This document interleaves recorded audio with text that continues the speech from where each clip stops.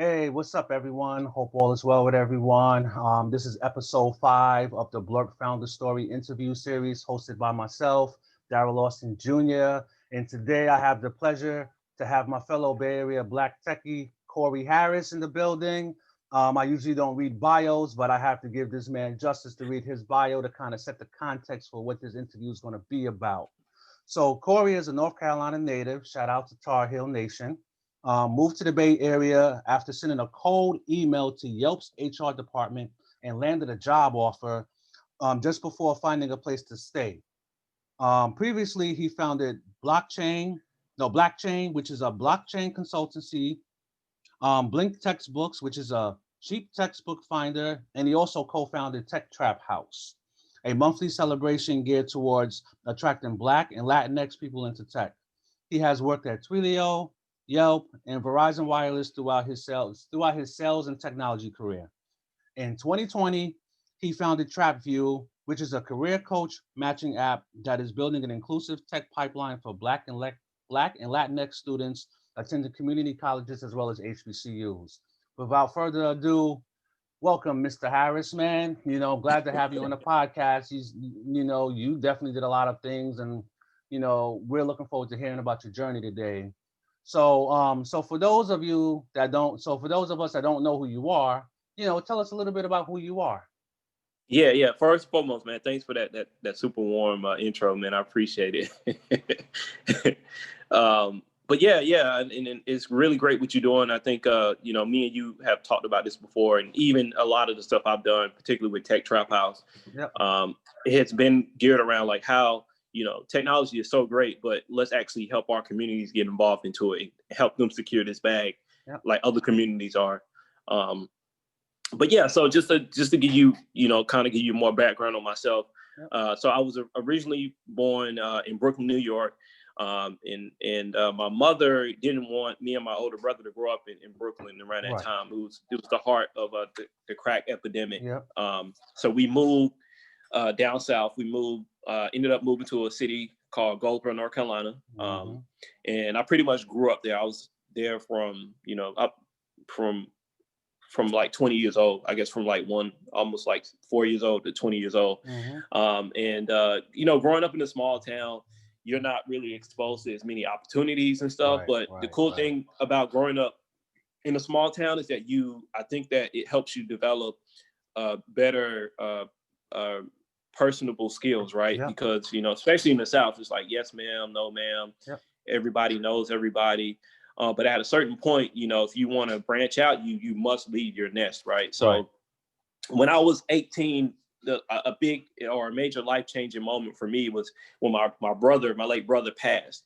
I actually found him deceased, right? So that changed my whole like mindset. And before then, I had looked up to people like on the block who hustle and did illicit activities and stuff. So I always had like for lack of better words, a good blueprint on how to make money and how do you make a profitable business, for better or worse. But after my brother died, that showed me how real life was, right? And I just remember, when after he passed, people would come to the house, and I just remember thinking, like, none of y'all really care about us. Y'all just want to be able to say that you work with the lady whose son passed, or I went to school with his younger brother, Right. And it was like a really cold, hard truth, that I had to really deal with.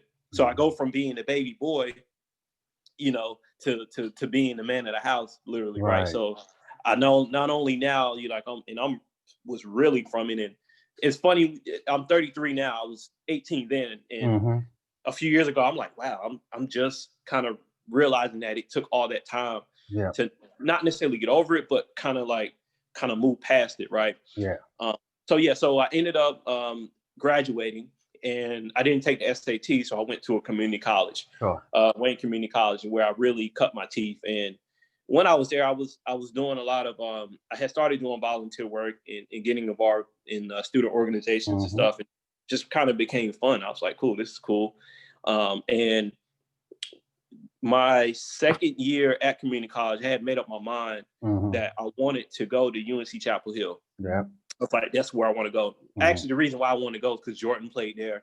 But then they also had the best business school as far as undergrad. They're ranked top 10 as far as undergrad business programs. So I'm like, I'm looking at my resume or stuff that I had done up until that point. I'm like, okay, my GPA is good, but I need to do something where it's going to put me over the top. So then one of my good friends, she was SGA president, Student Government Association president at community college. And I actually didn't know whether she was going to run again. But I was just like, fuck it, I'm running. And then I later found out she wasn't running. And then after that, I'm like, yeah, I knew I was going to win. Long story short, I ended up winning. And that was like the real catalyst to me becoming like a better leader and kind of, because I was exposed to the board of directors at the community college. So I started having that type of information. I learned a lot of diplomacy and how do you present yourself correctly and stuff. Towards the end, it was, I didn't like it just because it's very stiff. It was very stiff type of role, but it got me to where I wanted to be, right? So was SGA president, and then there was what's called N4C SGA, which actually oversees all the SGAs in North Carolina. So in North Carolina, you have the North Carolina Community College System, 58 community colleges, and then the N4C SGA is effectively the SGA executive team that talks directly to the systems office, right? At that state level. And I was a part of, I ended up being a chairperson on there as well. And I won the award for, I think it was called Brian Poog Award, and I didn't know I was going to win it. And they're naming stuff, the guy's naming stuff, Jeff. And I remember thinking to myself, it was like a process of elimination. I'm like, no, that's not. I'm like, oh, damn, I think that is me. And he said something else, and he called my name. And then the whole crowd just was clapping, and I'm literally was just like standing there like with my mouth froze. And the guy beside me, Kevin, he hits me on my arm. He's like, Corey, aren't you going to accept the award? I'm like, oh yeah, I am. So I accept the award. And that one was that award was like a major confidence boost for me, right? Just because I had never been appreciated that outwardly in front of a room full of people. Like it was like overwhelming. It was like, I thought I was like in the Twilight Zone for a second. So that went well, ended up graduating and transferred, was accepted into UNC, did 2 years there, ended up majoring in economics. It didn't get into the business school just because it was more competitive. But in hindsight, I'm glad I got that economics degree, because I feel like it's more important to know why and how money is important versus how to make it. If you know why money is important, it bleeds into everything, right? And then economics just really gave me a good background in how do you think analytically. So like one thing, one joke I learned in economics is, you're never wrong. You just have to validate or prove why you believe that, right? So if the sun is outside shining and it ain't no rain, you got to be like, it is raining. How about you go to Berkeley and go top of Grizzly Peak? It's raining there, So it taught me like to be very analytical and not just look at one situation and one track for solving that particular problem, but what are the 8 different impacts of this one move, which helps out a lot. Which you understand, having an entrepreneurial mindset. A lot of times when you're creating these marketing strategies or branding strategies or whatever, you have to think about, okay, where does this put us or put my company in the future? What strategic partnership do I need? So really enjoyed going there, and that also helped me get to another stage as well too. So I ended up staying in the Triangle for some time, and ended up working at Verizon Wireless. And in between, when I was actually in college, that's where I started my first company, where I had a website called Blinkness that helped college students find the easiest professor, and that scratched the personal pain point for me. So I knew, I had a really good understanding of the college experience because I was a college student. So, and we were able to scale it from, I want to say 8 out of 10 students started using the app within 4 months of us releasing it. And it actually became very much so social currency. People would tell each other about it so that they would look cool. It got to a point where people knew more about the website than me, where I would be on Franklin Street. And people were like, oh yeah, this is the guy who made Blinkness. I was like, oh, you? And again, I'm Black. So, the common misconception is like, oh, you're Black. And I had braids back then. So that I debunked a lot of people didn't believe it. Unless somebody else told them, because it was like social proof, So that was a good experience. And I later on ended up creating a website called Blink Textbooks. In the same vein, right? Textbooks inflate more than the price of tires on a car, right? So think of it as like a price line for books, and ended up putting together a campaign together for it. And just really, I didn't really have any good examples to go off of, but I just kind of was testing stuff out. And I used what I learned in economics in regards to like, how do you set up a scientific test, right? If you know anybody who works in marketing or even product, the scientific method works in how you actually do testing ideas and stuff like that, right? So I ended up putting together an email campaign, spent like $75 on it. And through my series of tests, I turned that $75 into $1,000 revenue. Nice. And it was just really just trying stuff out. Like I sent out some emails. I did a pretty extensive email outreach.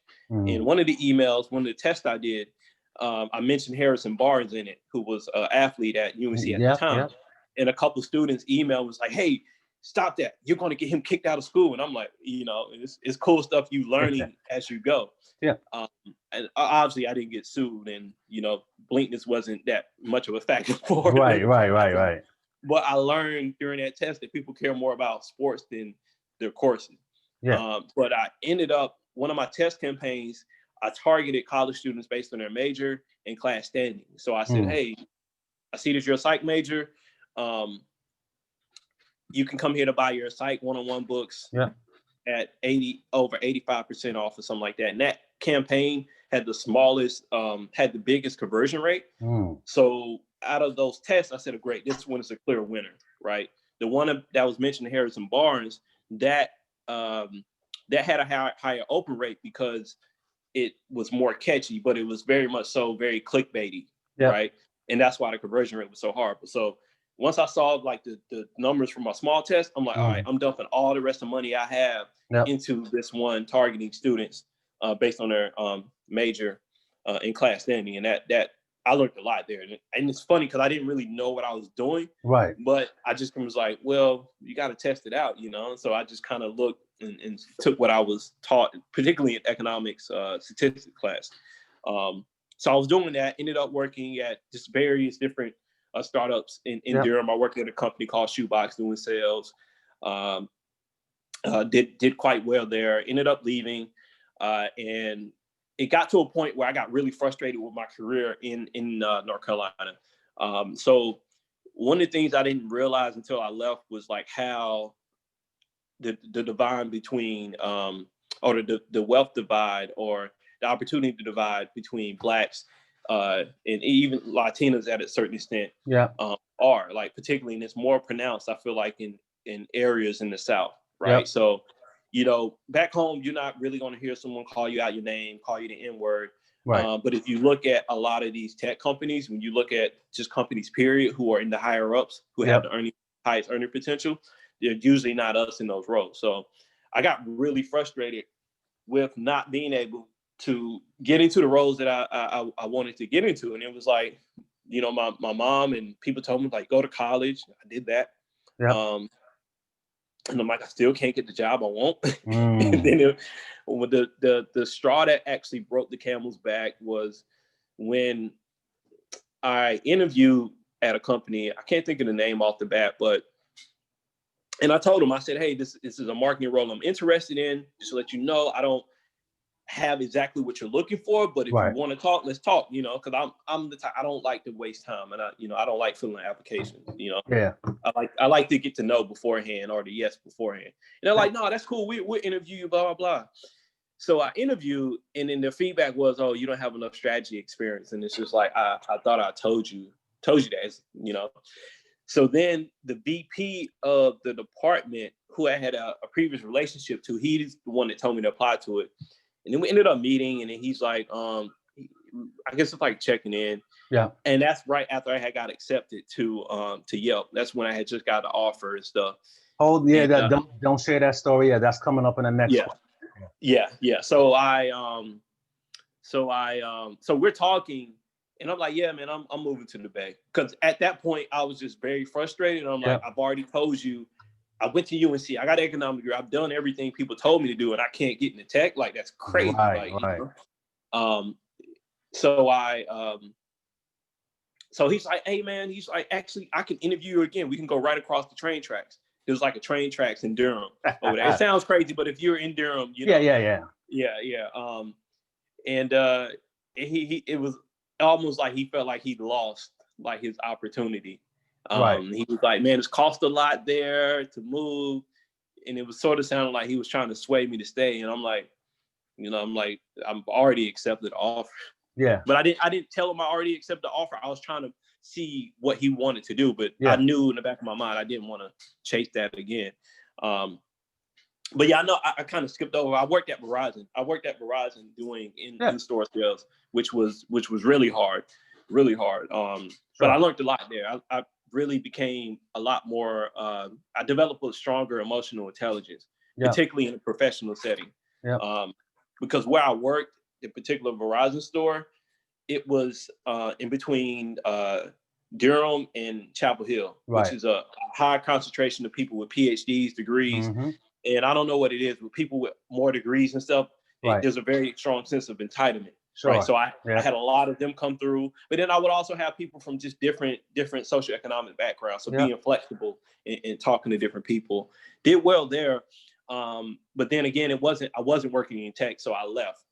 And then just kind of went through a period where I was exploring becoming a developer. I spent 6 months building websites, and I was like, yeah, this is not for me. I'm not a coder.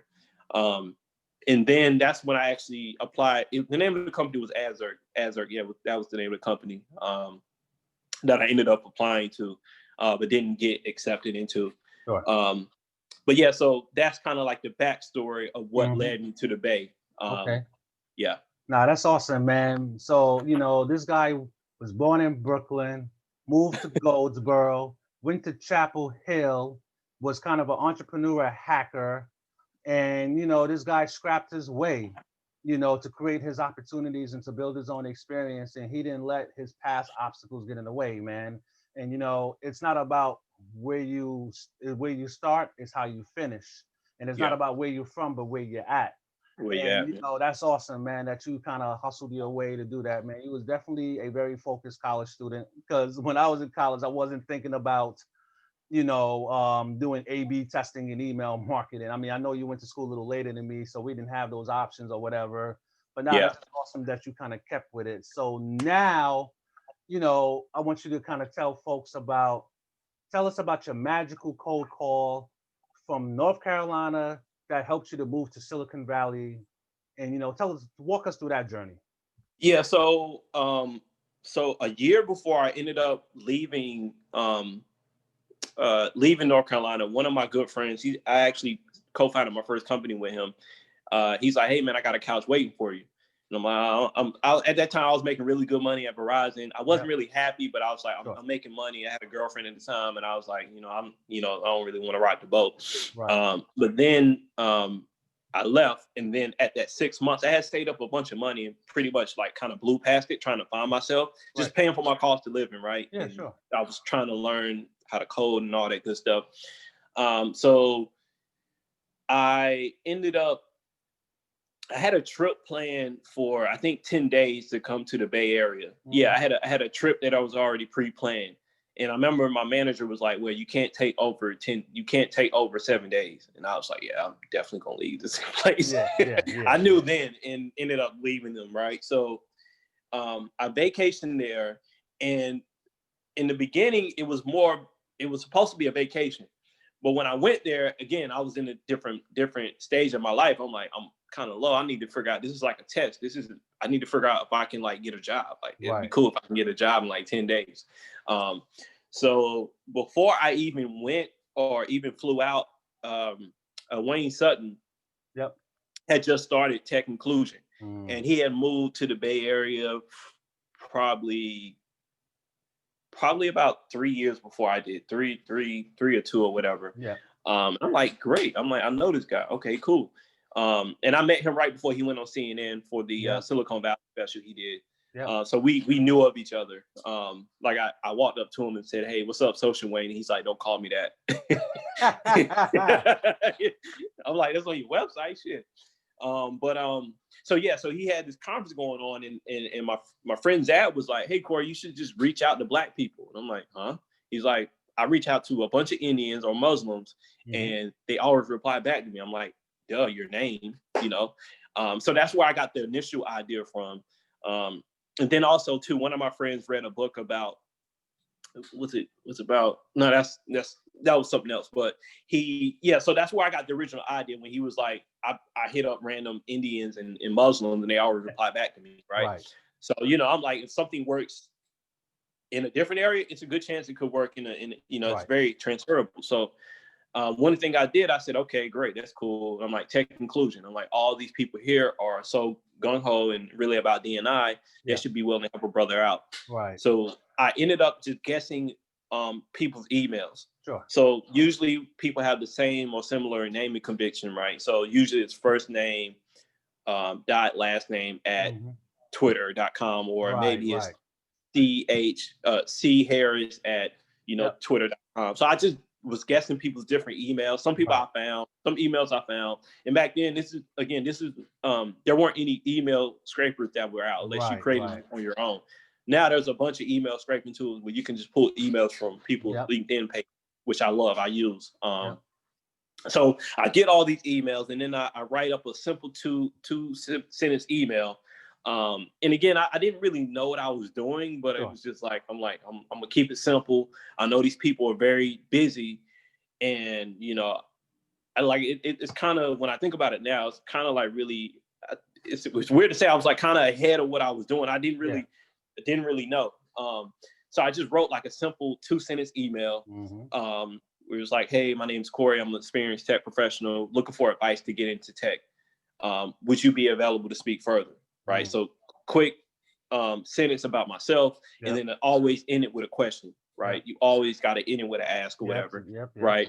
And I'm trying to think how many. Not that many people replied. Probably less than 5-10% of the people replied. One of the people who did reply was Rachel Williams, and we met in person. And we ended up meeting at the Yelp headquarters. She chewed me out because I didn't know that the Yelp CEO didn't like the Google CEO because of the Google Yelp had always, and I think even to this day, blames, or a lot of companies blame Google for showing higher preference to their products in the Google searches. Right. And that effectively hurts Yelp business, right? So she's like, "You're supposed to know that." I'm like, "I didn't know that." So I ended up reading about it later. And she's like, I had my resume on paper, right? And she's like, "Next time, don't send me paper. You know what I'm saying? Don't do paper. People don't do paper. I'm from the East Coast. That's what we do out there." But I already had my stuff in Dropbox. I had my resume in Dropbox. So as soon as I leave, I email her from my phone, like, "Here's my resume." And I later asked her, I was like, "Why did you help me?" She's like, "You was on your stuff. Like, I told you to give me a digital copy, and then 5 minutes later, you send me a digital copy." She's like, "I had to help you." So she referred me in, and I went through the whole interview process. And I'm trying to think, where was I interviewing at? I'm trying to think, where was I at physically? I think I had flew back home. My vacation had ended. Right. So I emailed all the speakers, and then to create a relationship before the conference, right? Yeah. And the reason why I did that, I know I'm kind of jumping around, but the reason why I did that is because a lot of times when we go to these conferences, people just run and go talk to the person on stage after they spoke. Yeah. But they don't know you. They're not going to remember you. They're at the most, they're going to remember you as a fan or someone who came up and spoke to them, right? Yep. So what I wanted to do was have that second interaction when I come up to them. Yep. It be more of a it will be the second interaction. Like, "Hey, I'm Corey, and I want to send you the email. Oh, good to meet you." So that's where I got a lot of early leads and jobs and stuff. And when I came here and went to the conference, one of the things that really cemented it for me was, I can't remember her name. She was like a young white lady. She was like a software engineer. Yeah. And she's like, "So what do you do?" And I'm talking to her. She's like, "Oh, because I was just like wide open, just open."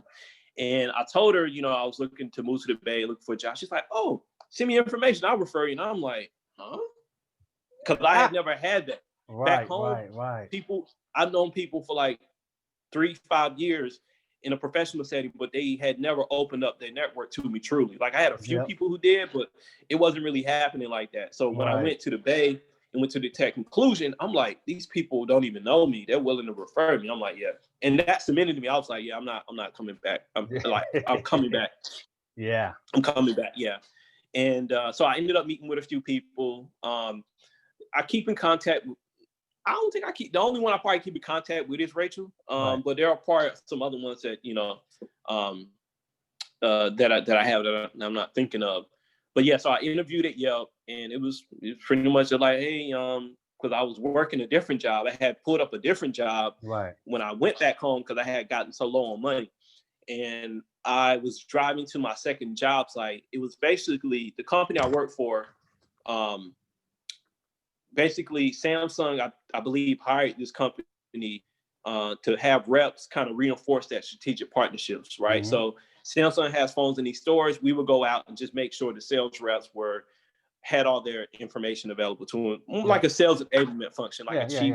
But we won't pay like sales enablement people, So I'm driving to my second site, and then I get this phone call, and she's like, sorry about that. She's like, it wasn't Rachel, but whoever my recruiter was, she was like, we want to make you an offer. And I'm like, American dream, huh? Yeah. Yeah, I'm like, and she's like, are you okay? I'm like, yeah, I'm just happy because I didn't really know what to say, and I'm driving, Yeah. And then she's like, yeah, we're going to give you money also for moving. I forgot what the travel credit or something. So they gave me like an extra $2,000 or $1,000 or something, which I had never heard. Right. So I'm like, wow. I'm like, oh snap! Like it was a lot of money to me at that time. Now I know that that's customary. You know what I'm saying? Yes. But then back then I didn't know. So accepted the offer, and then I remember emailing my boss, and he was just like, he was mad that I was quitting. But they had lost someone else to Google, like literally someone else that was in my role I replaced. She had left because she went to Google, and he's like, wow, you leave because you went to Yelp. Like, oh my God, but yeah, that's how I ended up in the Bay. Yeah. Wow, man, that's a hell of a story, man. But even yes, you cold called and cold emailed, you still had a plan in place.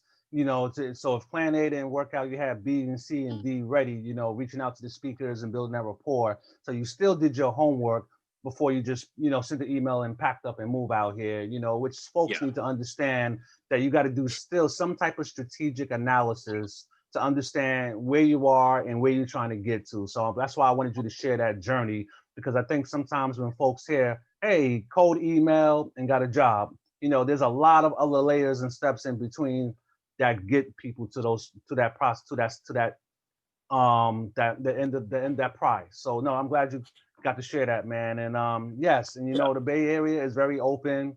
They give referrals to folks they don't even know and everything. No, and that's great. I'm glad you got to experience that. They believe in paying it forward, and I do the same thing. I know you do the same thing. So so you're working at Yelp, and I know somewhere while you were working at Yelp, you came up with the concept of, with your co-founder, with Tech Trap House. So tell us about, how did that come about? What happened with that? Was it receptive to people and all that good stuff about Tech Trap House? Because I was feeling it and the things you were doing, and then you pivot. So I kind of want to know about that journey. Yeah, so Trap House happened later on down later on. I didn't start it right after I left Yelp, but so I ended up leaving Yelp because Bitcoin was booming at that time, and I had been watching Bitcoin and cryptocurrency for a long time, since its inception. But I didn't read the Bitcoin white paper until 2017 when it went up to 20,000. It's actually I think it's going to hit 20,000, if not this month. If not this year, definitely first quarter of next year. Yep. So while I was working at Yelp, I was doing good, but then I'm like, it's a lot of opportunity in Bitcoin. So then I left and started Blockchain, which was where I would read these different white papers, because what I found is that it's a very intimidating space, right? So the fact that I was reading the white papers, I would go to these different meetups, and then you meet these geeks, you know, and they're talking the jargon, right? Mm-hmm. And for most people, they're not able to catch up. Like, and there was no type of, in the beginning, and even to this day, it's gotten a lot better, but there was no like real layman type of terms for people, for the debate, for the average layperson to understand it. Yeah. And I didn't see a lot of Black and Latino people in those spaces. So I was like, you know what, blockchain, no, it's blackchain. Yeah. And I'm really big on branding too, because I like to create names and stuff that strike an emotional chord. Like I like creating names that people can't forget. And even to this day, like on my Blackchain Facebook page, even I don't really do anything with it, a lot of Africans are always like liking it and following it. I'm like, wow, you know, so the name resonated. So it started out as basically me and a couple of friends. We would meet up around blockchain, and I would just be the one I would read these different white papers and stuff. Yeah. And then I'm like, we should do teardown different sessions. So I would look at what Bitcoin or what cryptocurrency was becoming very popular, or which ones had the highest market cap. Yeah. And then I would create a series of events around these different blockchains. Yep. And then I had overarching themes. So I had, you know, privacy coins, or I had staking coins, right, to kind of follow a theme and stuff like that. So I started doing these meetups. In one of my meetups, the founder of Jed, the founder of Stellar, actually showed up to my meetup. I didn't know he was going to come. Right. And I see him, and I asked my friend Matt, who was actually running the co-working space that we were doing our events out of, Starfish. Right. And I'm like, is that Jed? He's like, yeah, that is.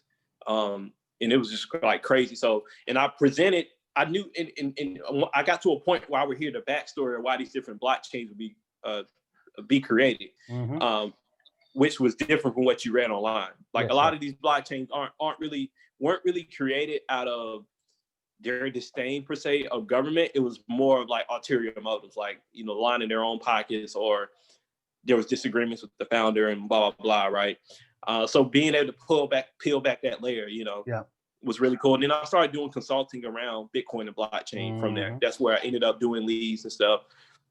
And then when the market tanked, that's when I'm like, I can't do this full time. I can't do this as my main hustle. Right. Ended up working with a company called Dispatch Labs and becoming their growth marketer and stuff. And there was some stuff they did. I'm like, that's not really correct.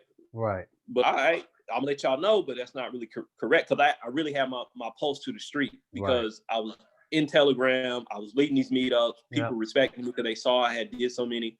So that ended up bottoming out. Bitcoin bottomed out. And then I'm like, I got to get me a job in more traditional tech. Right. So I ended up leaving, Dispatch ended up shutting down. And around this time, this is where I started getting into more, when I came to the Bay, I was already getting into more art, like going to more art shows and music shows and stuff.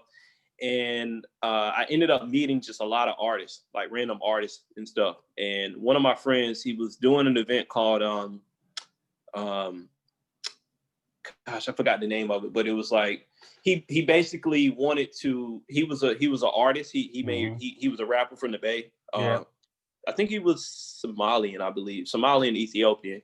And what he would do, he would have these meetups with all his friends who were in the art community, right? And then he was trying to get them to get into Bitcoin. And I'm like, wow, I've been doing it all wrong. Like, I was doing it half right with blockchain, where, you know, but I still wasn't really attracting Black people to the meetups or Latinx. And the reason why was because we tend to, you know, you got to get us into the door with music and good food and stuff like that, and actually make the use case of whatever you're trying to pitch them on usable to their real life, right? Yes. So like Venmo is a good example of that, or Square, right? I don't have to ask a Black person or anybody to use that. They know why they're using it, right? Yeah, pretty much. Yeah, so I would go to these different meetups, and I'm like, okay, this is probably how I should do it, right? So I'm gleaning from their ideas. Like, I'm like, I need to do an event where I'm combining, you know, music, arts, gaming, and with the undertone making tech more inclusive, right? Yep. Where I can get my friends to come through, get people from like Hunters Point or East Oakland, right, to come through. We're all sitting in this room. And then we have a speaker who comes out and who broke into tech, who looks like us. I'm interviewing them, and they're giving us the game. They're giving us the blueprint of how they broke into tech. And so I started Tech Trap House, and it was supposed to be like a 3-hour event. And then my co-founder, DeBray, he had an event called Hip and Paint. And to me, I was like, how about we just put them together, right? But Tech Trap House was the overarching event, but Hip and Paint was that one section, because I knew we needed to have something that would attract women to it. Of course. Because if attracting women or just women in period come, men are going to come. The men will follow. Men will follow, right? So, and then we're like, all right, we want to do it on a Friday. So we would do it on like every third Friday or something like that. So Hip and Paint will come, and usually what we found was that with Hip and Paint, a woman either came with her best friend or she came with her boyfriend or husband. Right. And he didn't want to be there. He just came because the lady wanted to come, and it was like their time. So Hip and Paint was more of a hit with women who wanted to paint and stuff and stuff like that. And the men are kind of be like, because we as men, stuff that if women do it, we tend to view it as being soft, or we tie activities to masculinity. Like, you probably won't hear a man brag about going to getting a mani-pedi, right? I get mani-pedi, but you probably aren't going to hear a guy come out and tell you, yeah, I get mani-pedis, right? Because it's kind of seen as like, oh, you're soft, right? Yeah. So I understood that dynamic, right? So in the way we promoted Tech Trap House, we played with the color schemes and stuff. And originally it was a pink logo inspired by 2 Chainz Trap House. 2 Chainz.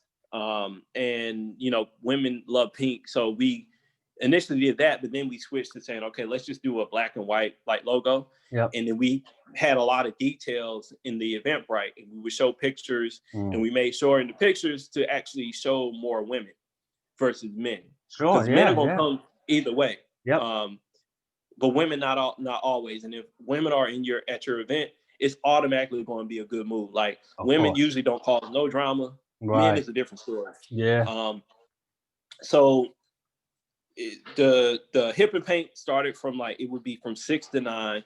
Usually people would come like 7 or whatever. And then it was crazy with so many different types of people who were coming. And I'm like, why are they coming here like this? Because the name is and we created that name on purpose. I wanted to create a name again that struck a chord and it spoke to our people. Right. So if you into trap music, you was going to be down with Tech Trap House. And then it just sounded very bipolar too. Like, how do you get Tech Trap House all together? Right. And it was like all different types of peoples, like white people, Indian, Asian. I mean, I even had baby boomers come. And what I learned is that they came for the experience. So the people who weren't Black and Latino, they came out of almost like a fascination of wanting to be exposed to the community. So it's like I'm getting more insight, because again, at my event, I would ask people and just have a casual conversation with them, right? And I guess that was like my customer discovery, or like getting customer feedback, because I'm always thinking like, okay, how can I tweak it for the next time? And then we had like what was called trap juice. And you had to be, we learned from, we made a mistake one time when we had too much alcohol in it. And one person in particular, he lost his Mac or his laptop. We ended up finding it for him because he put it in the back room. And then after that day, I was like, yeah, we're not putting that much alcohol in the trap juice no more. That could be a liability. And so Hip and Paint was good. It was a good entry point into what was going on. And then the trap house portion would start. And I remember this guy, he was so hood, I knew it. And he walks up to me, he's like, man, he said something to the store like, I like it. He hadn't spoken to me the whole night. Like, I kind of was watching him from afar with his lady. His lady was enjoying the whole Hip and Paint. He was just kind of sitting in his chair like whatever.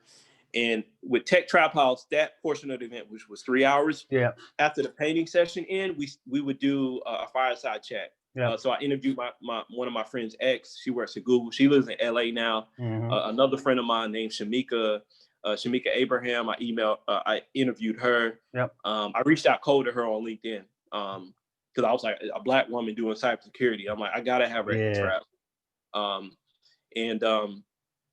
So he saw one of those interviews, and then he's like, bro, he said I think he said something like, it is what it was, or something like that. He's like, I never seen something that what it is, what it was, or something. He said something of that sort. I'm like, wow, it's like he gave me a little compliment. So that's usually what we would see. We would see the guys really love the tech trap house portion. They weren't really feeling the hip and paint part.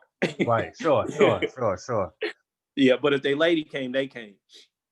Oh, nah, man. Yeah, that's dope, man. Like, so I think what was interesting to me when I first heard about it, when you was telling me about it a couple of years back, how did you guys come up with the concept to use the term trap as part of the company's brand? Because I think a lot of us, we into music and trap, we're trapping and we're getting this, but folks tend to not, correlate that in a business sense, although trapping could be business, right?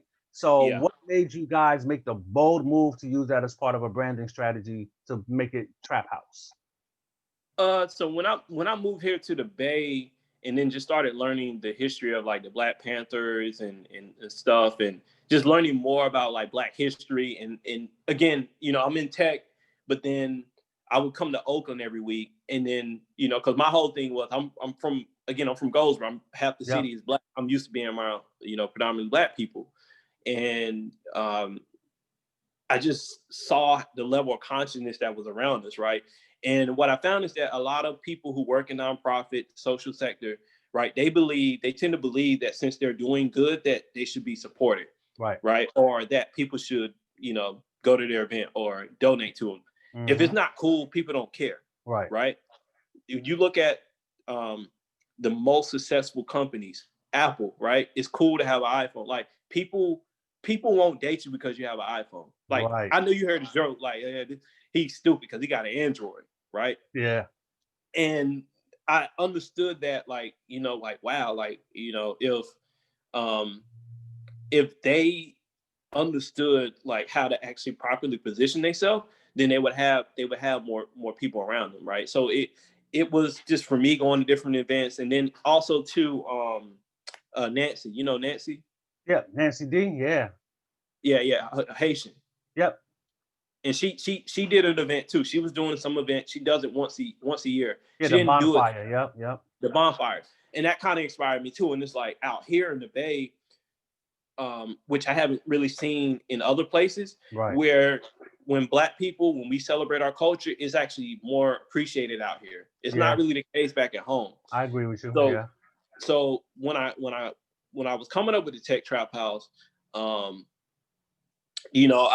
just kind of thought about it, like, why do people go to a trap house, right? And then I'm also thinking about, like, I was inspired by Tupac too, with what he was doing with Thug Life, or what he was attempting to do with Thug Life. Mm-hmm. That was literally the blueprint I was kind of going off of. Like, he's taking a term that has been used to bring us down. And actually, Thug wasn't used to describe Black people. It was actually, I think, the way the British described Indians, which is like crazy. But a lot of people don't know, when you say thugged out, it's like a whole nother kind of connotation or whatever. But and I'm like, okay, why do people come to a trap house? They come to a trap house to get put on. They come to make money, right? Yep. And then we would just have all these conversations, like, what does the trap house of the future looks like? Mm-hmm. And then where I lived in San Francisco at the time, we called it Dodge Hacker House. Mm-hmm.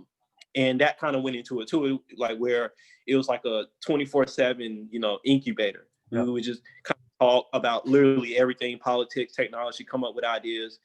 And I really liked that experience. Like, and what ended up happening, my friend named Kinsley. So the name of Tech Trap House came out 2 years before, or a year before I actually started the event. Okay. So Kinsley, we were all downstairs, and I was like, yeah, it's a trap house. It literally reminded me of, like, Goldsboro and being in not so good neighborhood, kind of hanging out, just trying to right? Or like a liquor house is what they call them back home. And me and Kinsley would talk. He's Nigerian, so we get it. We come from like a very similar culture. He grew up in the Bay, and I'm like, no, this is a trap house. Like, we got all our max out. Like, we got max out. but it's like the double-edged meaning. And he was like, no, this Tech Trap House. Yeah. So then they called the internet where he lived Tech Trap House, and the name actually came to be a year before. So when I first started having these conversations with the Bray, and I came up with the name, and then I came home one night, and the first internet I jumped on wasn't for my apartment, it was for Tech Trap House, like downstairs. And I was like, this is calling it. And the thing about it too, with what a lot of people, there's a book I read called Positioning, and I didn't read it at that time, but in Position, the book Position talks about how, you know, we are inundated with marketing and sales propositions all the time, right? We're all pretty much saying and doing the same thing.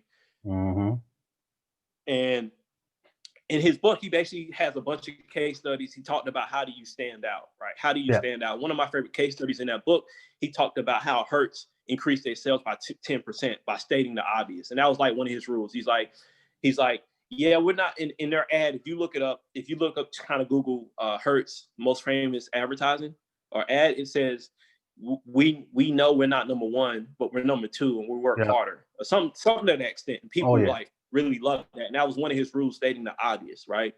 And the one of the things that really attracted me to the name of Tech Trap House is that I wanted it to speak to people who we were trying to reach. I didn't even care about like reaching. I knew I was going to reach people in tech who I was cool with. I knew I didn't really have a problem with it, getting them there. But I specifically wanted people who were from like, you know, again, like East Oakland or people you normally wouldn't see in tech or whatever, right? A lot of these people that I met in the artist community, I wanted them to come to my event as well, because I'm like, I want you to come and get exposed. But then also too, this is your opportunity where you can sell your wares and stuff, where you can share your story with people who have a higher income. Because I also had tech people in there too. And I wanted to create a melting pot where you literally would have people who work in tech, you know, who came from, and I'm not saying that all people in tech came from a well-to-do home, but basically have like a good portion of mix of people from every socioeconomic background. So I got like super hood dude in here, and I know he's hood just by the way he's standing and is kind of not talking to that many people. He's doing what I saw my people and what I used to do if you were in a club back home, because you got to be safe, right? You don't want to lay your guard down. And I'm like, wow, he's from Hunters Point. So the name came up because, and we went for it because, again, we were very specific about attracting our people. And I wanted the name that be remembered, right? So I would literally do this. I would do, whenever I wanted to bring attention to it, I would go to like a panel discussion that was about D&I, and I'll go up and introduce myself. I'm like, hey, my name is Corey, and I'm the founder of Tech Trap House. And then I would ask my question. And then inevitably what would happen, people would come and like, tell me about Tech Trap House, right? Because, and then also too, reason why the name resonated is trap house, right? And it's almost like the boogeyman, like who brags about being in a trap house, right? And then, you know, you see a black guy saying Tech Trap House, like, what is that? Like tech, people are making a lot of money. Trap, that kills a lot of people. What is this? You know, so it's almost like people were coming to me like, are you selling drugs or are you doing illegal shit? They weren't saying that, but in the back of their mind, right, if you know, you went to Urban Dictionary, that's what it's going to say, you know? And my whole thing was like, well, we're all trapping. And I put it in my name now, StayTrappin. Basically, if you're making money and you're paying taxes, you are a trapper. And one of my goals with tech, to take our culture and use it for empowerment, right? And it goes back to how I envision like the future, right? And I was a fan of The Matrix, you know what I'm saying? That scene where Neo put his hand out and the whole room turned to ones and zeros. That's what we saw the next iteration of a trap house being, where it's not guys selling drugs and doing this illegal activity. It's people in a house coding, shooting code at each other instead of shooting bullets, you know? So that was the whole idea. We were basically reimagining and being futuristic with how we wanted our people to be in tech. Cool. No, that's great, man. I love the fact that, you know, you took a term that's using a negative connotation, you know, due to the media dubbing it that way, and you put a positive spin on it to make it a positive lifestyle and a movement behind it. And I'm all about movements and culture and, defining it. So that's great that you guys are able to do that. So where's Tech Trap House today? So it went well. We went really good. Like we averaged about 30 to 40 people at each event. And then because of Tech Trap House, I ended up getting on at Twilio because Shamika ended up referring me, right? It's always networking. And me and the founder had a disagreement on where it should go. Like I wanted it to be more digital focused. Like I wanted to turn it into more of a hybrid between online and offline, where we did one event a quarter, because those monthly events are a lot of work. And I literally had one anxiety attack because I was kind of worried that people weren't going to show up. Anyone who throws events, your worst nightmare is no one showing up. Like, it's like the worst. It's like a boxer losing a fight. Pretty much. Yeah. And it was very draining at a certain point doing these events every month, because again, I was working full time at that point. And I'm like, let's shift to doing more of a digital podcast, and we just do the one quarterly event. Let's go big with that and use those quarterly events to collect emails, build our following.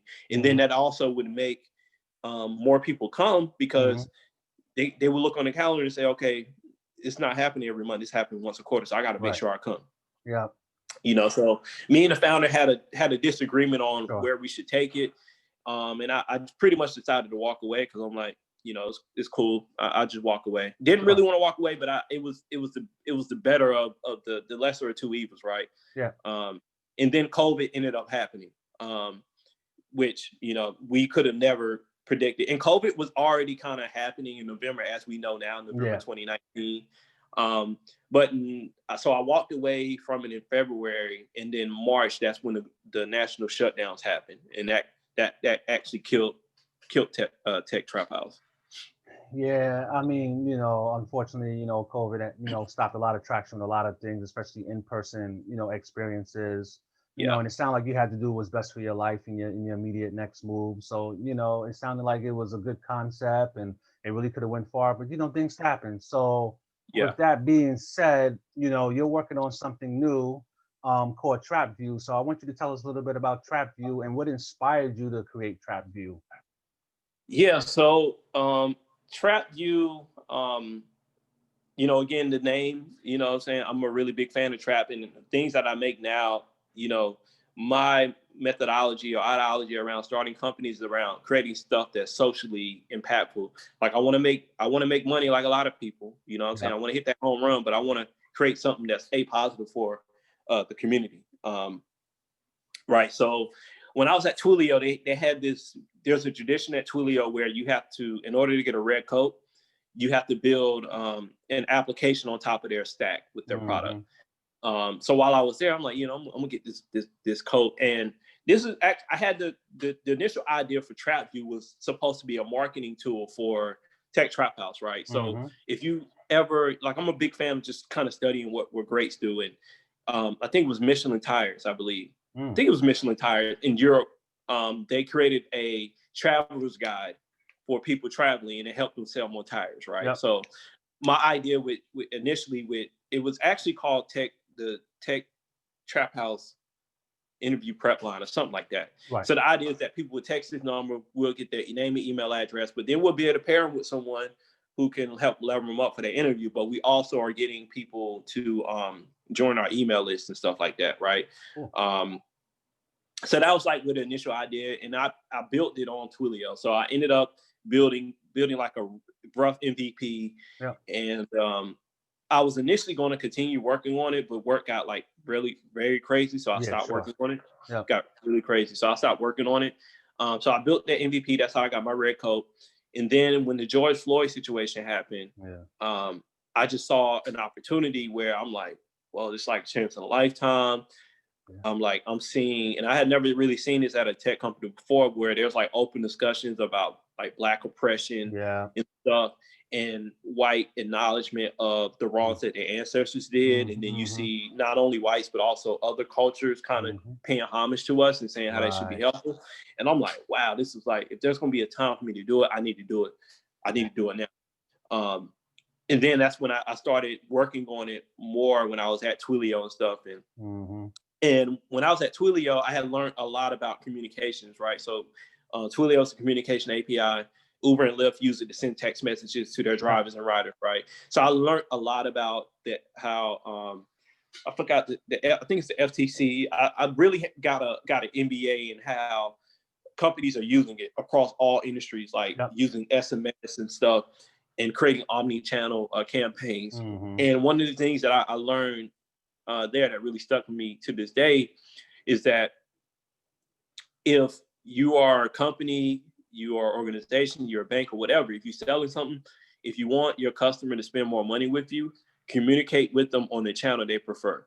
Right. If you communicate with them on the channel they prefer, they're going to spend more money with you, and or they're going to do that desired behavior that you want them to do, right? And I'm like, okay, so I was like, this is time now for me to do it. So I came with the name Trapview, literally just took the word interview and trap, put it together. And the slogan's like Trapview before you interview. And I wanted, I always try to come up with something like catchy that kind of rings off the tongue, Yep. Again, it's kind of like inspiration from, growing back home, Yep. The dealers and people who are boosting, like even in New York, yep. Like, they're engaged with the Tyler to get the mother to buy the DVD. I've seen it, So I wanted to create a name that resonated with who I was targeting. So I did that great. And then I decided to create it on SMS because that's the most popular channel that we all communicate on. And then also too, controlling for people who don't have the best internet connection, right? So I wanted to make sure if you have a cell phone, you can receive a career coach. Yeah. And so I ended up leaving Yelp.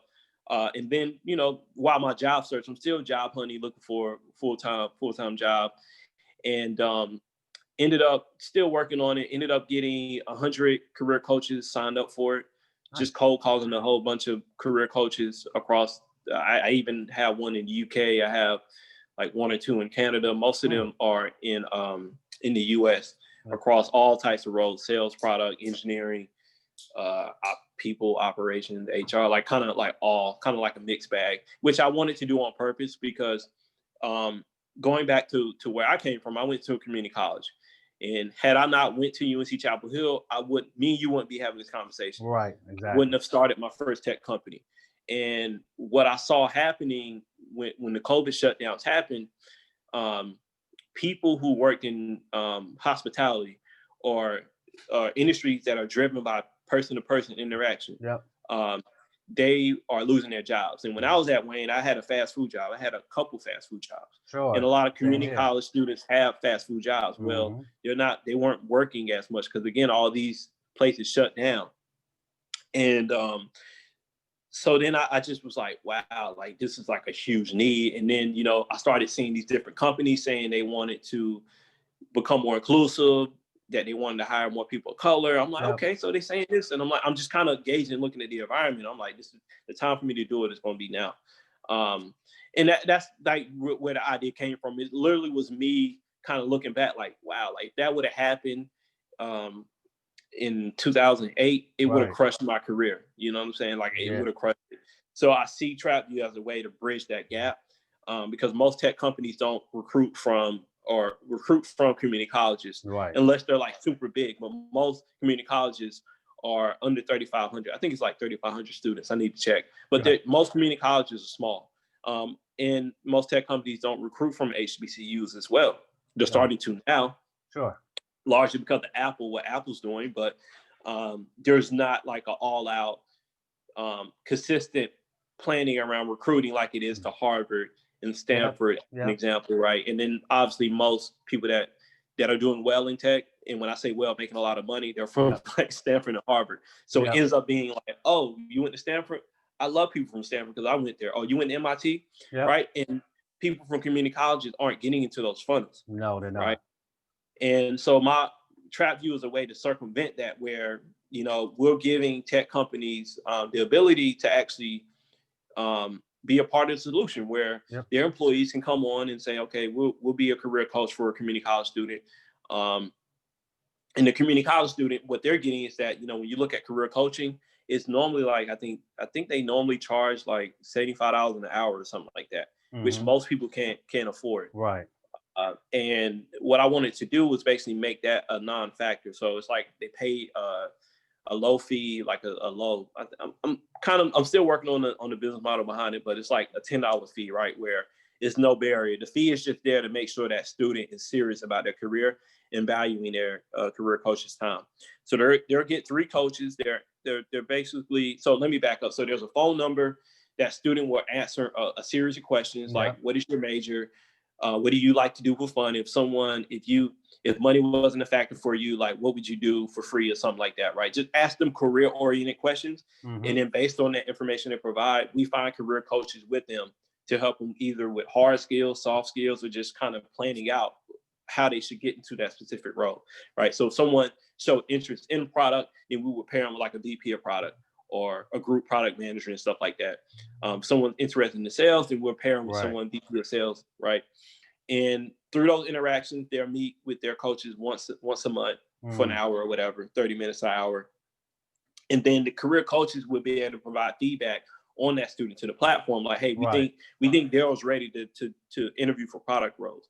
And then the platform will go out and we'll have existing partnerships established with these tech companies to be their diverse talent sourcer. Right. And they will have their job opportunities on our board. And then we pay them directly for the interview, right? So that's like the idea of it. Think of it as like a job well, but with the career coaching piece to it. Yeah. And then I saw an opportunity because, Next Play does events, and which is really I love what Leslie's doing. But his event is more geared towards experienced Black and Latinx people who are looking to make the jump to their next company to make 30, 50 more K, right? And job was the same thing as well too, where you're only going to know about it existing unless you're already in those circles, right?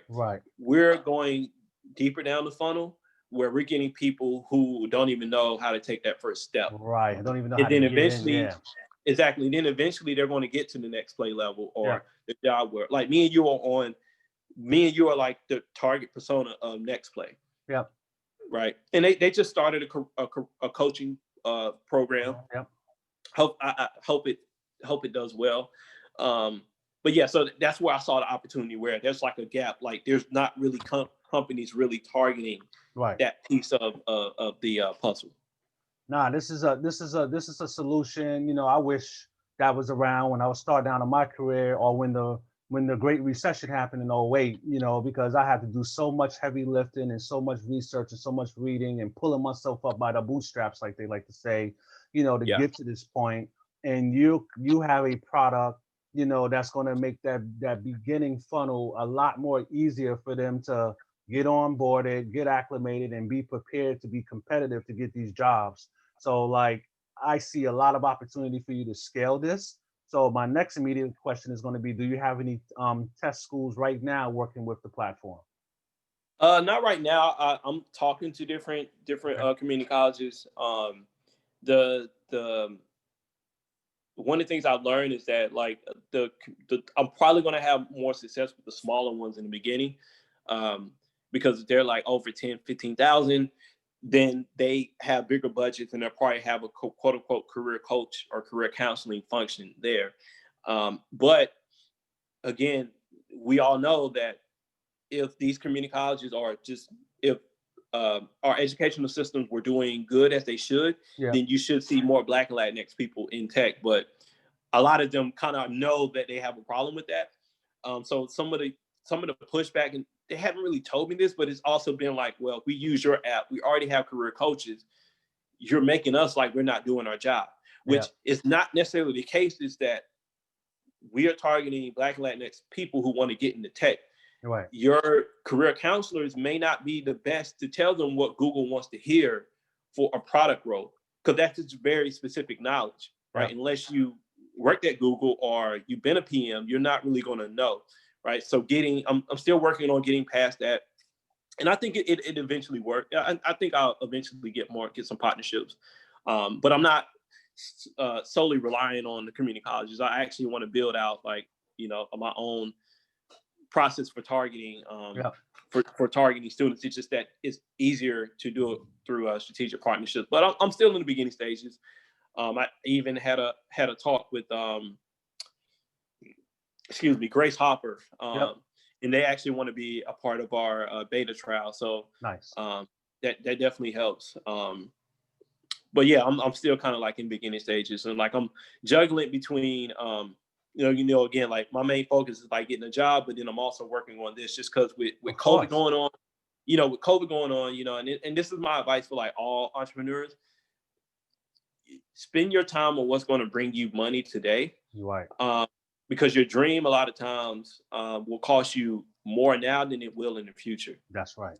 You know what I'm saying? So like set yourself up for success. Like getting a job, doesn't make you a loser. No. A lot of the most successful entrepreneurs work for somebody and they glean that information. Right. And they work on their side projects. And, like me, startups fail a lot, Yeah. They're more likely to fail. So why put your eggs in a basket that will mainly fail, and I'm bootstrapping it as well. So not looking to raise money because if you look at what's been happening is that companies are skipping the seed round with the cost of starting a tech company a lot more cheaper. And then when you do a seed round, you're giving up to 20%. I don't want to do that. Right. I want to do as much as I can on my own, so. Absolutely, man. I'm glad you harped on that point of having a job while you're building your stuff. I mean, it's important. You got to have runway to take care of yourself, making sure you're eating good, making sure you're healthy, making sure you're well-rounded. Because if you're looking desperate and feeling desperate, no one's not going to invest in you. And then the second part of that is while you are creating runway by working this job, you also have to continue to invest in yourself based on the funds you get. So you take your funds, you invest in your business as well as yourself so you can scale yourself and your future business. So I'm glad you pointed those things out because, yes, you may hear the 1 or 2 success stories in Silicon Valley or somewhere in Israel or somewhere all over the world where this person lived in his mom's basement and, 5 years raised $40 million. That is a lottery system in itself. And so I'm glad you pointed that out. And that's what I'm stressing to folks now. Like, yes, you can have a dream, but dream smartly. Don't get caught up.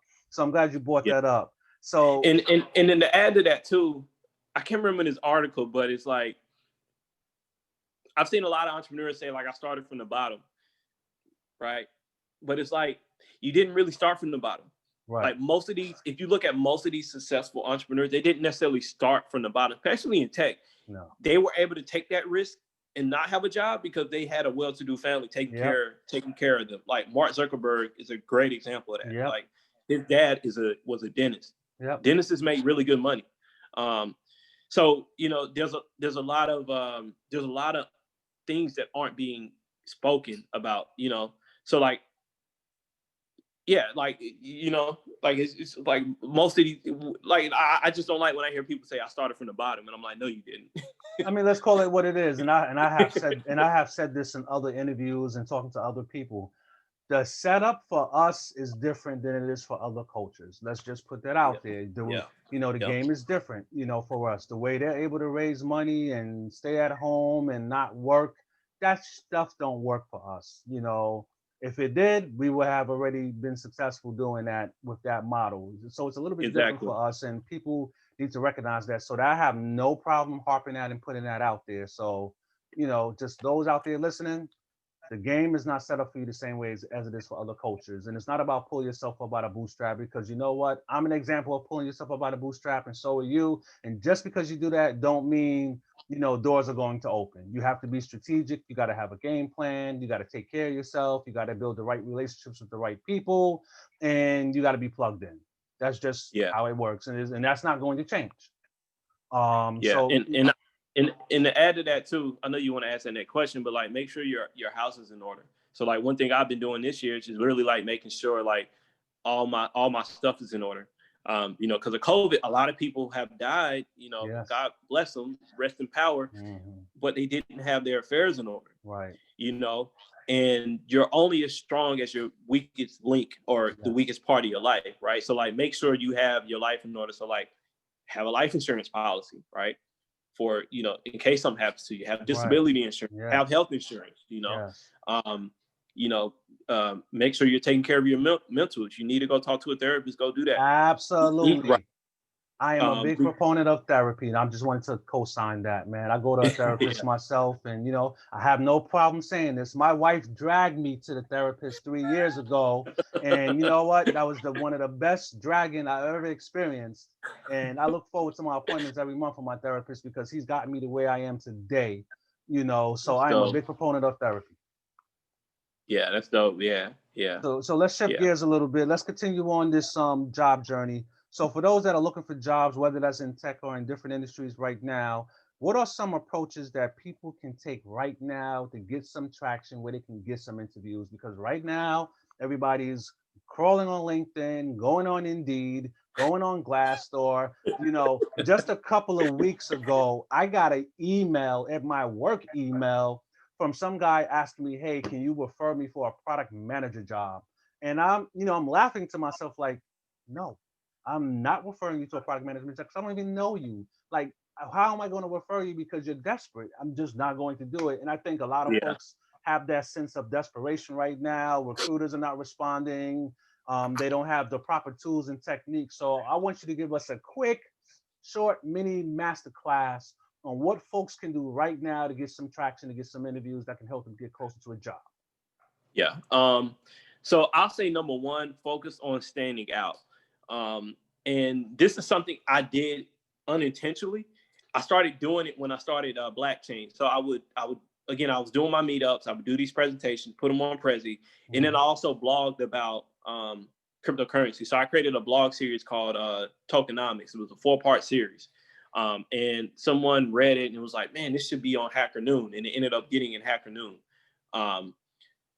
So make yourself stand out and actually think about how do you want to be branded, right? So when I want people to think of me, I don't necessarily want them to think of me as an entrepreneur. I want them to think of me as like someone who's really adaptable. You know what I'm saying? Like I'm really good at changing where I need to be. You know what I'm saying? Like if I had to kind of describe myself somewhat, it would be like a chameleon, right? I'm what I need to be at that point in time, right? But, brand yourself, right? So whenever even to this day, when I get interviews, sometimes people will read my article and they're like, give me a congratulations. And I'm like, I already know this interview's over. Like, I already got it. Yeah. Like I literally had one interview with a company and I actually didn't accept that offer.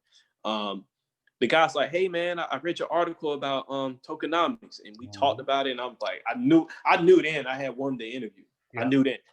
And so blogging is very important. Vlogging is too, but I would say like putting your name out there, right? Yeah. And then also too, being like very careful with it, with putting yourself out there. Like I actually put StayTrappin on my LinkedIn. I took it off because one of my cousins who's a VP of product, he actually said, hey, Corey, don't do that. Like, told me, he's like, this is hurting you. So what I did was I took it off my LinkedIn, but I still have it on my Facebook and my Instagram and my Twitter, right? You gotta know your audience and stuff. Yeah. And then like, how are you using your online presence, right? So if you want to work in tech or if you just want to work anywhere, don't come across as a liability, right?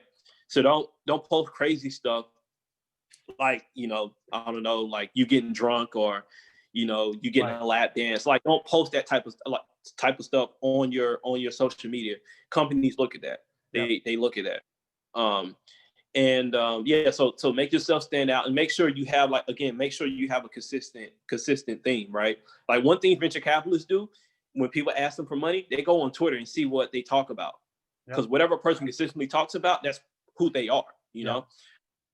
So if you're all about product, then you should be writing a lot about product online. All right, or following people and stuff like that. So that's like one. And then number two, I would say definitely practice interviewing. You know what I'm saying? Like you can, reach out to people cold. To me, you'll have more luck reaching out to people cold versus applying to jobs. Right. And some of the best places to actually meet people is actually Twitter. Like a lot of these VPs and stuff, a lot of tech people in power positions are highly active on Twitter. Yeah. So engage with them on Twitter. One of my friends, what she would do is if there was someone she was like attracted to on Twitter, and I'm saying attracted not in the way like she wanted to get with them, but she liked where they were taking themselves professionally. Yep. She would follow them. Yep. She would follow their cadence, see what they typed about, and then she would reply back with stuff that they were most likely to respond to. She would find clicks between them and her. And clicks are things of commonality. Like, oh, you like ice cream? I like ice cream too. What's your favorite ice cream? Like, I know that's kind of rudimentary, but literally what she was doing. And I've actually seen people getting job offers through Twitter. So that's number one. A lot of people don't look at Twitter, but yeah, Twitter is big. I'm not as good on Twitter. I'm more good on LinkedIn. Sure. I think it's because I've been using it so long. And I guess that leads me to my next point. Beef up your LinkedIn. In tech is very important. Yeah. Other industries, it doesn't matter as much. In the South, your LinkedIn page doesn't matter as much. But on the West Coast, or if you're in New York, your LinkedIn page matters a lot.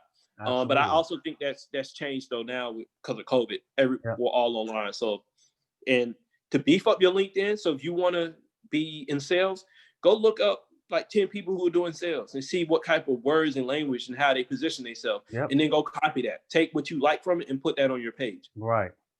And then I guess my last one, I know this is supposed to be like a quick masterclass. Yeah, sure. I'll say cold email. So if you know anything about applicant tracking systems, they track how many times you apply to a company, and they track how many times you've been rejected. If you want to get in one of these large companies like Google and Twitter, those are like Beyonce's. Yeah. Everybody wants Beyonce. Of course, they want to date Beyonce. Everybody wants, but they're not ready. They're not. It's not necessarily that they're not ready. They're trying to approach them the wrong way. That is right. These large companies, they say they check applications. I don't think they check every single one, because in their ATS, if you don't live in the Bay, or if you don't live close to where they're headquartered, they're not even going to look at your resume. Right. Because again, they're getting like upon thousands of resumes. Yep. So when you're looking at these large companies that are very popular, go through a referral. You got to get a referral. Yep. Unless literally the only reason I would say apply to those companies directly is if you're going for a role like GDPR lawyer, where there's not that many of them. It's probably more now, but for the most part, those large ones, apply to those get through a referral. And companies want to interview referrals because it automatically kind of signals a culture match. Yep. And then the company doesn't want to make their employees mad if they're referring people and they're not, so you're more likely to get some type of response. And if it's small companies, apply to them straight. Like they're like no-name startups, just apply to them straight. Yep. Because they're going to feel more lucky to see your application than seeing it at Google, because everybody's applying to Google. Right. I guess my last point is like send out a bunch of cold emails. Send out a bunch. So like just recently, I just sent out a bunch of cold emails to different VPs and stuff and directors, and just was like, "What's up? Do you have any job opportunities?" And not everyone replied. And I actually created a three-step email sequence. Like the first one went out on day 1, the second one went out on day 4, second one went out on day 7, and that was it. And I'm actually, when I do these cold campaigns like this, my goal isn't to get everyone to respond. I only want to get people to respond who want to help me. That's right. Who helping me aligns with how they view themselves. Yes. You know what I'm saying? So that's you also have to be cognitive of the value they're bringing. And because they, we're in tech, people are always looking for the next Zuckerberg. I'll say that. Of course. Right? And people respect quote unquote hustle. Yeah. Yeah. So I would say like the biggest game changer is like cold emailing. But I like applying. I would say don't stop applying, because that's going to give you more swings at bat, because you need that practice, right? Yes. Because the worst is getting referred to a company and then you doing not so good on the interview. It's kind of like the worst. So use those interviews that you're getting from filling out applications as practice, essentially, right? In practice, I'm kind of saying that facetiously, but you kind of build your muscle to get good at interviewing. And then last but not least, track your interviews in a spreadsheet. like track when you apply, who you apply to the role, so that you can see where you're making a mistake at in your interview process. Right. So if I know I'm not getting past the first round, then that means that the recruiter is not willing to put their leverage on the line for me to the hiring manager, because they know the hiring manager isn't going to want to talk to me, because the first interview is about impressing the recruiter. Now, if I know I'm not getting past the hiring manager, now I'm like, okay, there's probably some things that I'm doing structurally in my interviewing that I'm not saying. I'm probably not saying I say this kind of haphazardly. You're probably not using the right buzzwords, but not necessarily the exact word, or more of the process of it, right? So like one like big buzzword in sales is BANT, bandwidth, budget, authority, need, timeline type of questions, right? You don't necessarily have to say that directly. I mean, you could, but you would say something of the sort like, well, when I'm looking to, to close a deal or to learn, I want to qualify and ask them questions to make sure I'm tying up opportunities where they can't, where this is like a no deal down the road. I want to figure out and ask them these type of questions around BANT, around their budget, blah, blah, blah, right? So framing, right? So when you track all this in the spreadsheet, you can literally see like, man, like, okay, like I've been having a hard time getting past the last round of interviews, but that's just because we're in the same type of job market now as we were in 2009, right? But also too, being critical and like, okay, what could I have done differently? What could I have said like differently in this instance, right? So I would say those things like tracking your applications in a Google sheet, reaching out to people, code, and also applying, beefing up your LinkedIn and blogging too. All right, folks. So you heard. Thanks for sharing those tips, man. Those are valuable tips. And for those who needed another recap, so basically, develop your brand. That could be a blog. It can be a particular niche on something you're good at. Figure out, what social media platform, that you have the most warm leads in, whether that's LinkedIn, whether that's Facebook. Start showing that up. Do a social media audit to make sure that your profiles match your personality based on where you're trying to go, not where you've been. So if you have like college drinking photos, you may want to get rid of those, because there's no place for that, and they will search and find those things. The next step after that is basically beefing up your social media profiles to be found, so that way recruiters can find you. The fourth thing is do some mock interview practice with folks. You can ask, some friends, some family, and like he mentioned, code emails to professionals in the industries with jobs you're looking at, and ask them to do a code interview practice, and they'll be willing to help you, because you're not asking them for a job, but you're asking them for advice. And the last couple of steps he mentioned was do code emails. So send out some code emails. You got to wear your sales hat. You got to make sure you're reaching out to folks.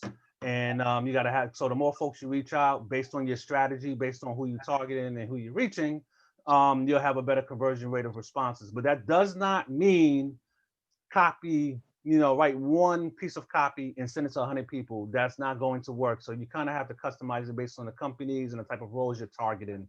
Then the last thing is you want to track your workflow in the spreadsheet. So that way, if you, like Corey, you mentioned, if you're not getting past the phone screen, okay, maybe it's something you're doing at the beginning that's not capturing the recruiter, so you can understand where you're at.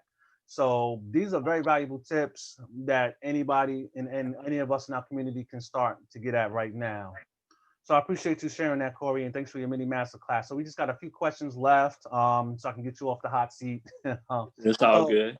Talk to us about how do you manage work-life balance with your family and career, and any helpful tips that you can provide. So like,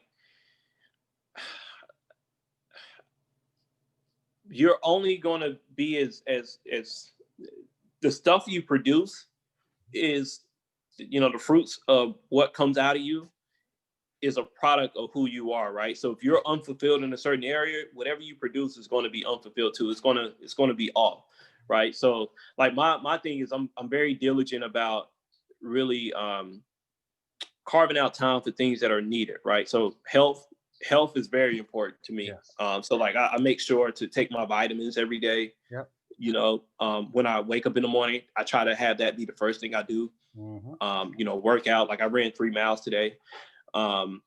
And also just keeping in contact with people I care the most about, right? So like I had this conversation with my dad, and I'm like, you know, I'm not working hard to make more money. I'm working hard to have more time, right? So that I can acquire money to where if you need me to be there, I can be there. You know, and that situation came up, like I mentioned, with when I lost my my granddad. Had I not, you know, had time in my bank account, I wouldn't have been able to, right? So also looking at the bigger picture, because if your goal is just like materialistic or just to get the most amount of money, people can smell that. You know what I'm saying? And I've actually walked away from working with people because it didn't make sense. Not necessarily from a monetary standpoint, but I didn't gel with them, you know? And having a work-life balance is something you have to be very, very diligent with, right? Where, you know, and I have a girlfriend, so it's like whenever you have a lady or a mate in your life, they're going to make sure you spend time with them. That's yeah, one way or the other they will. Yeah. We saw that earlier. So that helps in having someone who was not afraid to tell you what you need to hear at that point in time. Like, you know, when I was at Twilio, I'd be working, and again, this is like when COVID really hit. So the digital transformation was really accelerating with a lot of companies because they had to go online. They had to integrate SMS. So I was working like consistently like till like 9 at night. It's like, Corey, what are you doing? Like, what are you doing? And I'm like, yo, you're right.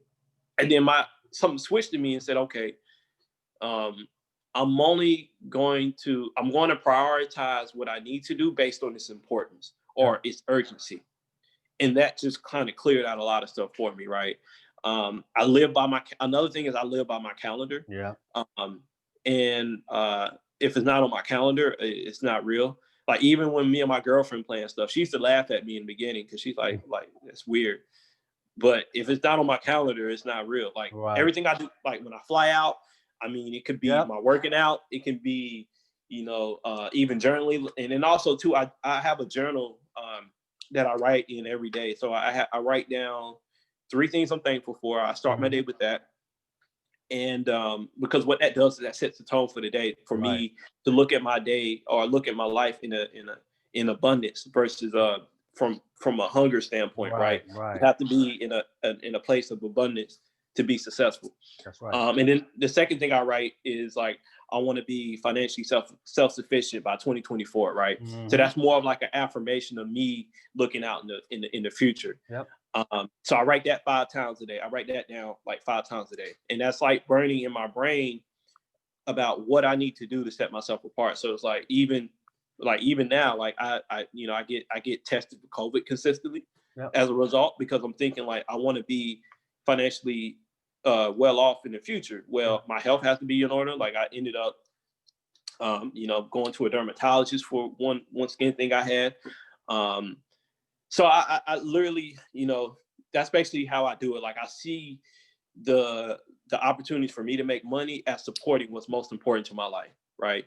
And again, it's just like really just one thing I'm starting to do now is to take time to decompress. So getting offline and turning off the phone and stuff like that. But yeah, it's a work in progress, and those are like some things that I do. But and then I would say also like one thing that's really been paramount for me to help me move forward is like really keeping my weight under control. And I eat a fruit smoothie every morning. Rain, sleet, or snow, I eat a fruit smoothie every morning. Which is obviously important now with COVID, right? And one of my relatives had COVID, and her husband is they're both nurse practitioners. So I was like, what did you treat him with?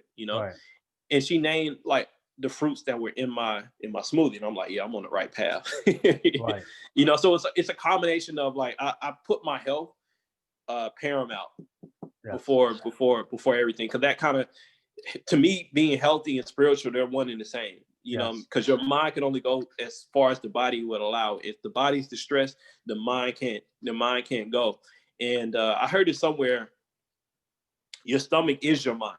So like literally what you're putting in your stomach goes straight to your brain, you know. If you're putting good food in your body, then it helps your thyroid, you know, with distributing chemicals and stuff throughout your body, right? So to me, it's very paramount to be healthy and be spiritual. Those are like my main two things, and then everything else kind of like falls under that, you know. So I'm not, you know, I used to love my ideas that I work on. I don't love them. Right. You know, I treat them as good as they're showing potential to me.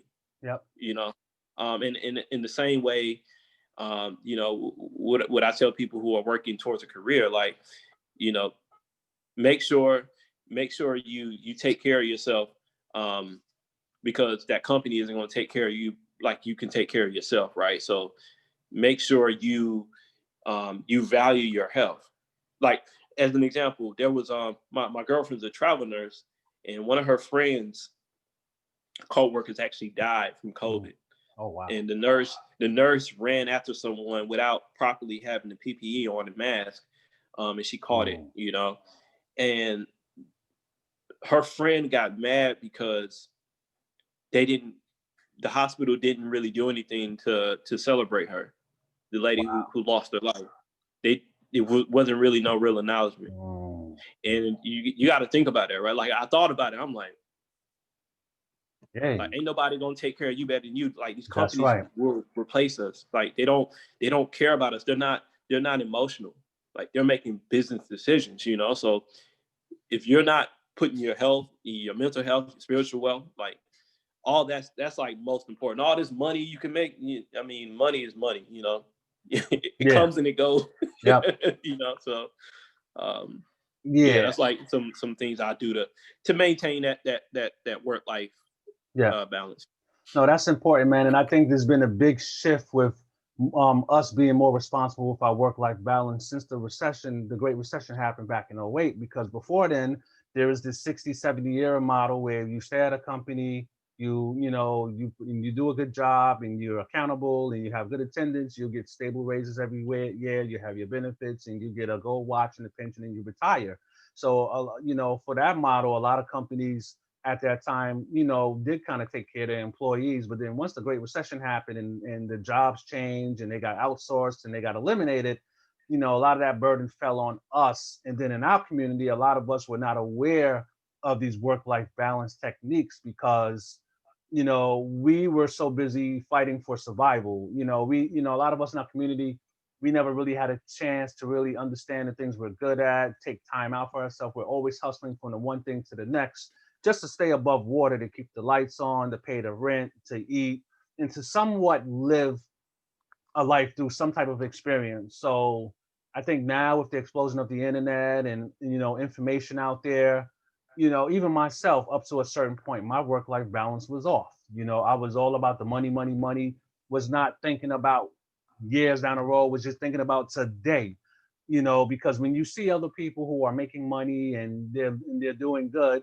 and they're doing bad habits. For example, like when I was in New York and I worked in finance in the Wall Street area, I seen a lot of bankers and folks, they'll go out, drink 3-4 days a week. But what we didn't know was what vitamins they were taking.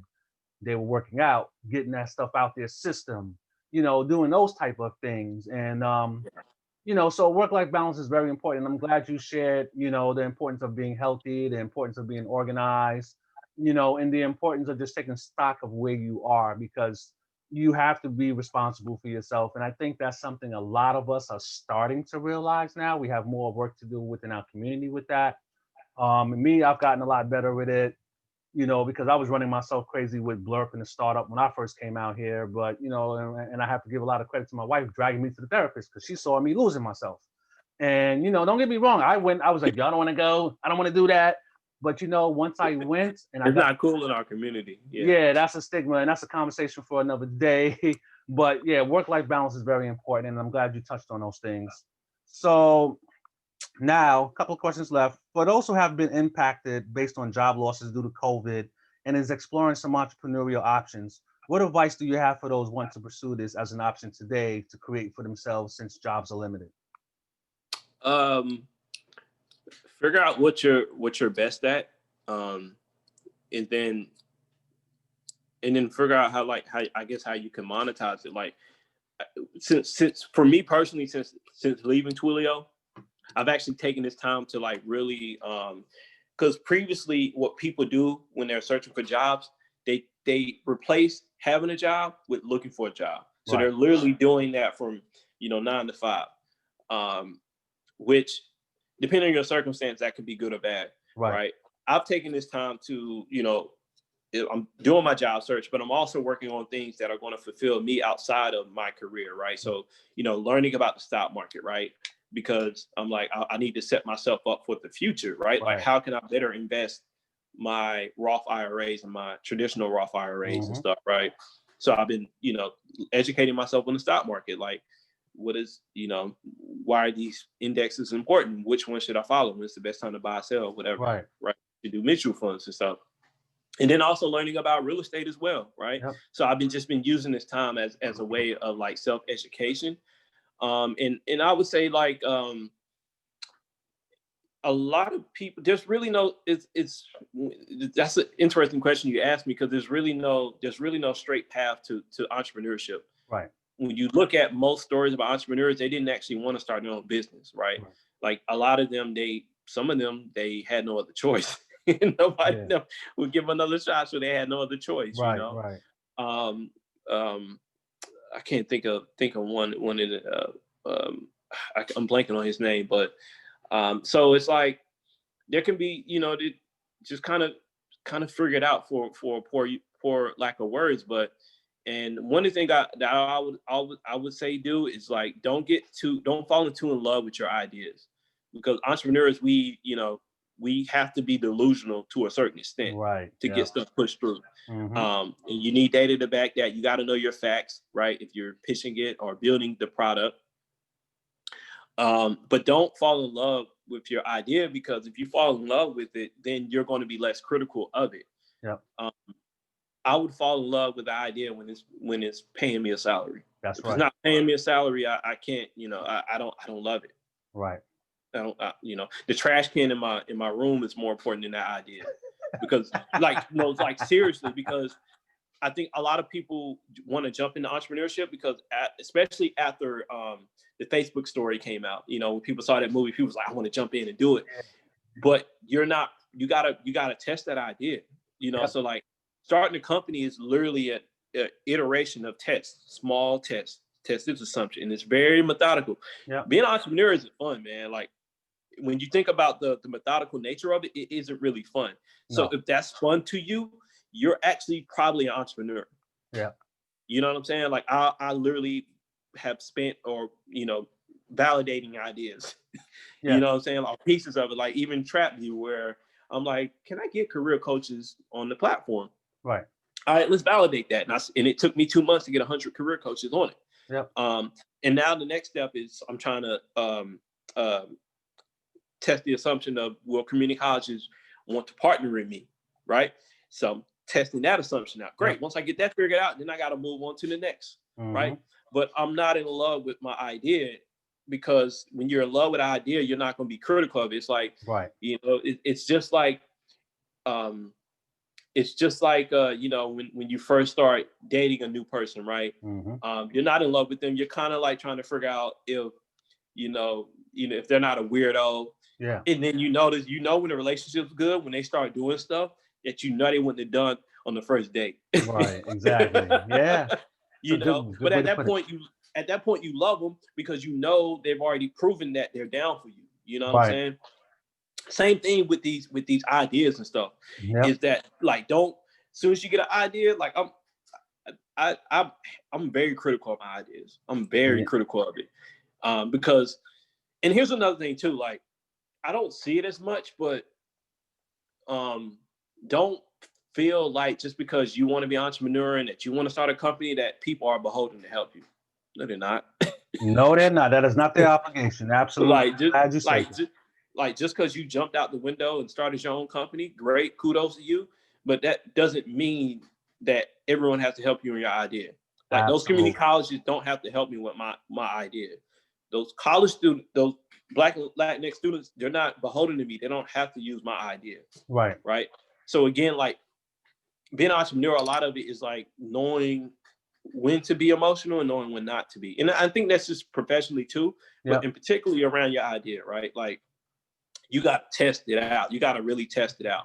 Indeed. And it's hard to be critical and analytical about an idea if you love it, because you're going to miss some steps. You're going to be like, oh, well, I don't need to worry about how I'm gonna get customers because I got so-and-so or da-da-da. And, you know, like literally like do a bunch of small tests, like A/B tests and stuff, like, you know. So I guess that's my biggest advice for people wanting to get in entrepreneurship is don't fall in love with the idea. Right. Yeah. Don't fall in love and test everything.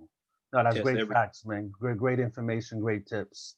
Cool. So what was the best book you've read in the last 5 years? Nelson Mandela's autobiography. How so? That changed my life because you remember this conversation we had when I was like, you know, I'm tired of needing a home run to just live. Like, and if you know the story of Mandela, like a quick rundown, he spent 30 years in jail almost because he wanted to end apartheid. He could have got out 5 years earlier, but he decided to stay in because he didn't want to renounce his movement. And he actually told the government, he's like, you shouldn't be negotiating with me because I'm a prisoner and that breaks the law you have established. He was a trained lawyer. So I read his story. He talked about how he just really like outlined his whole story. And I remember thinking to myself, like, this whole time, you know, I'm an entrepreneur and I'm like, my idea got a hit. It got a hit because I needed that home run. And I'm like, this man waited 30 years to free South Africa. Like, why can't I wait? Why can't I wait?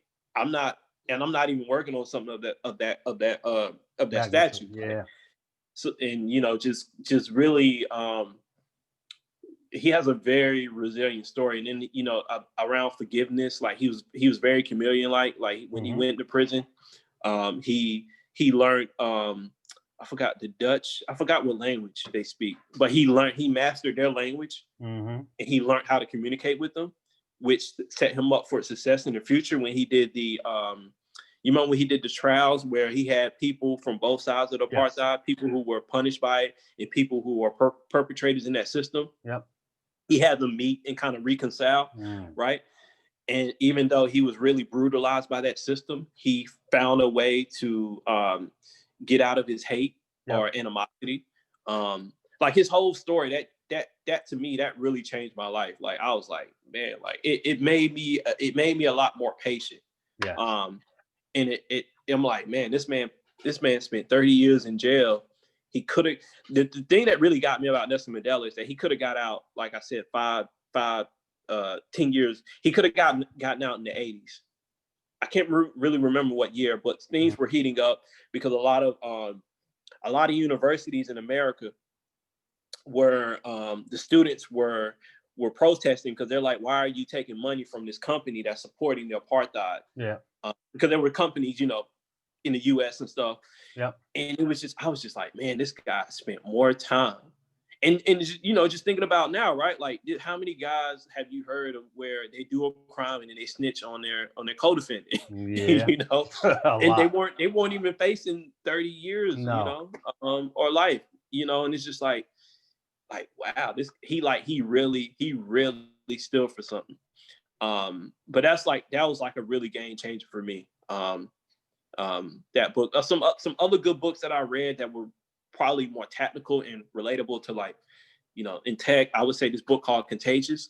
It's a really good book. I love that book. Nipsey read it, and that's where he got the idea for selling his album for $100. Trying to think of another, How to Make Money in Stocks. That's like a recent book I'm reading. How to Win Friends and Influence People. Absolutely. Yes.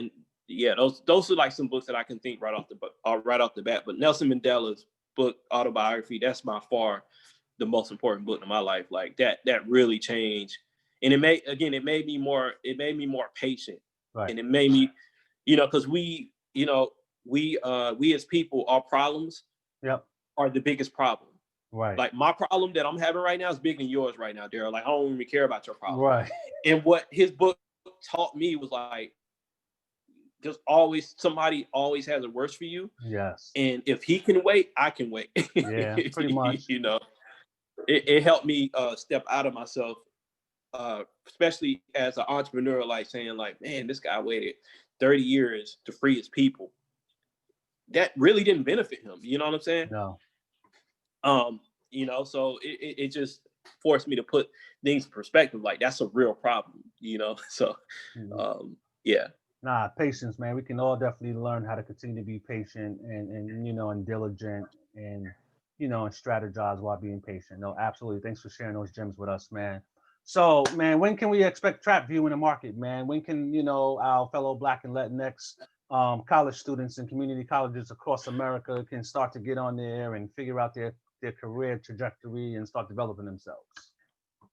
Yeah. So what I'm doing now is I'm doing a small test. So I'm looking to have like 20 students using the being a part of the beta trial. Yeah. I haven't created the timeline yet because I pretty much had to, like, I had to take time off just for like family issues. But my goal is to have the beta trial completed by in the first quarter next year.